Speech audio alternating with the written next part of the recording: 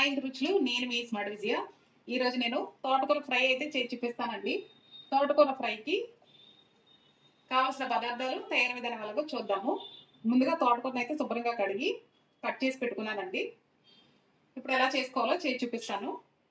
వెలిగించి కడాయిని పెట్టేసుకుని ఆయిల్ అయితే వేసానండి.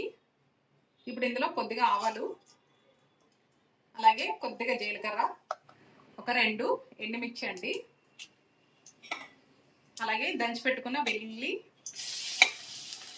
చిన్న ఉల్లిపాయ ముక్కలు, ఇవన్నీ వేసి బాగా ఫ్రై అయితే చేసుకోవాలి. ఇలా ఫ్రై అయిన తర్వాత కట్ చేసి పెట్టుకున్న తోటకూరని కూడా వేసుకుందామండి. ఇలా ఒకసారి బాగా కలిపేసుకుందామండి. కలిపేసుకొని మూత పెట్టేసి సిమ్లోనే ఒక 15 నిమిషాలు అయితే మధ్య మధ్యలో కలుపుకుంటూ దగ్గరగా ఫ్రై చేసుకోవాలండి. ఒక 5 నిమిషాలు ఫ్రై చేసుకున్న తర్వాత దీంట్లో రుచికి సరిపడా ఉప్పు వేసేసుకుందామండి. ఇలా ఉప్పు వేసుకుని ఒకసారి బాగా కలిపేసి మూత పెట్టేసి దగ్గరగా ఫ్రై చేసుకుందాము. ఇంక ఇందులో పసుపు కానీ కారం కానీ వేయట్లేదండి. తోటకూర ఫ్రై అయితే రెడీ అయిపోయిందండి. స్టవ్ ఆఫ్ చేసేసుకుంటున్నాను. ఇది మనకి చాలా సింపుల్గా, చాలా టేస్టీగా ఉంటుందండి.